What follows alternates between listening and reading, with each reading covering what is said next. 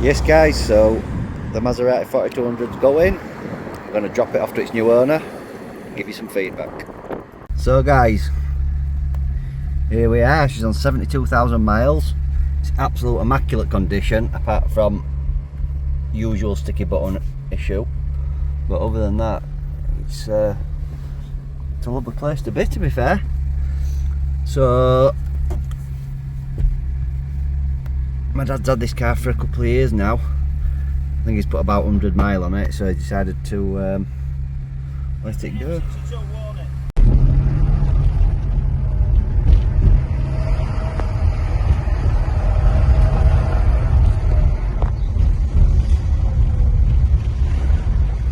What I will say guys is it's very compact in here. My hand's actually touching the windscreen there. But the engine, the 4.2 engine in these, I think they're producing just under 400 brake horsepower. But they're that legendary Ferrari V8 mated to the F1, Ferrari F1 gearbox, which is actually a manual gearbox with robotised changes and robotised clutch. Very similar to what you found in older Alfa Romeos, and very much lacklustre gearbox, unless you're turning it on. You really turn the screw on it. The changes are super fast, but around town and to use as an automatic, yeah, they're very leave a lot to be desired.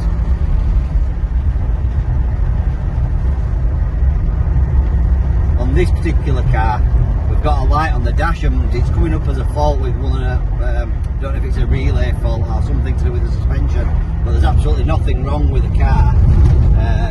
So it could just be a wiring fault or something like that, but it was just something we never bothered looking into.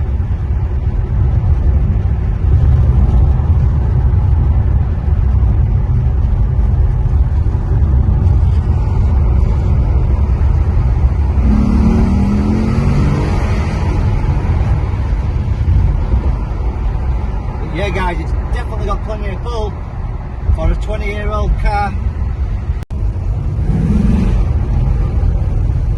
So the 4200 guys, when it launched, it replaced the 3200, which to be fair was a bit of, well, it wasn't a bit of a flop, it was a very big flop for Maserati with the 3200. Disappointing engines, although they were powerful, were super unreliable. They just weren't a very good car at all. The 4200 however was really a leap forward for Maserati, and it was the first, shall we say, reliable Maserati. The 4200 is known to be a very reliable car.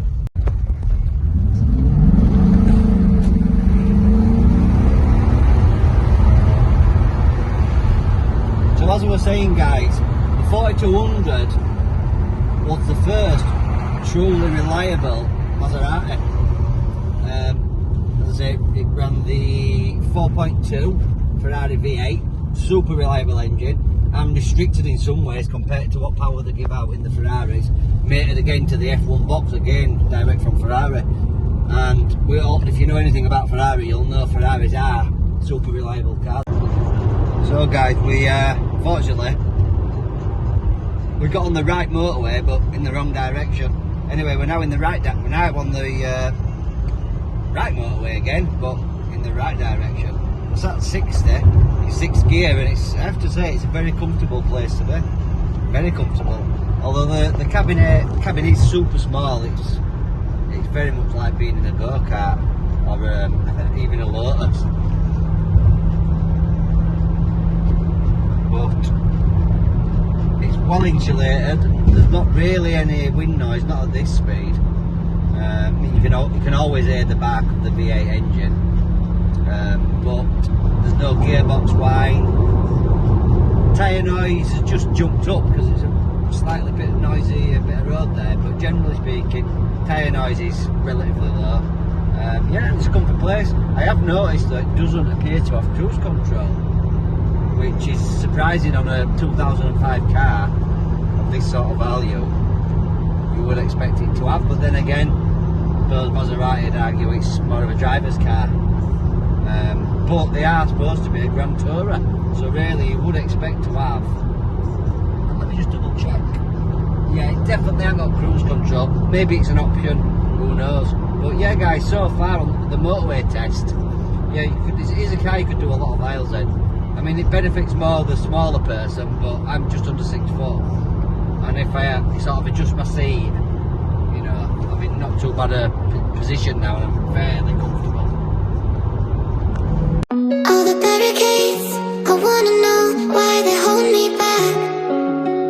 Need a miracle to break me through, but I won't get that. If I was a real wonder, then I could save me from turning around, lift me off the ground, and one day I'm free. Yeah, I wanna be a real wonder. Heaven lift me up from under. Wishing I could be somehow stronger now, so I can fight away all the pain inside me. Never be afraid of the fate that finds me. Wishing I could be stronger, so I can be a real wonder.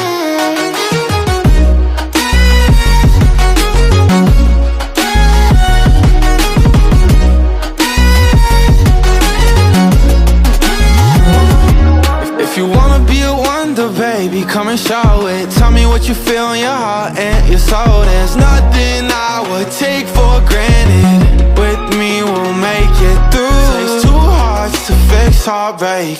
We grew apart, I made a mistake, but I'll try to make it up to you, my darling. Ooh. Yeah, I wanna be a real wonder. Heaven lifts me up from under.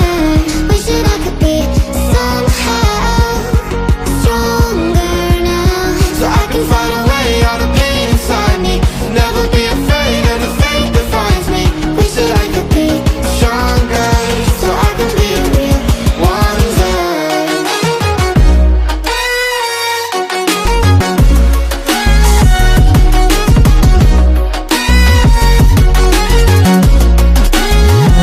so I can find a way out of pain inside me.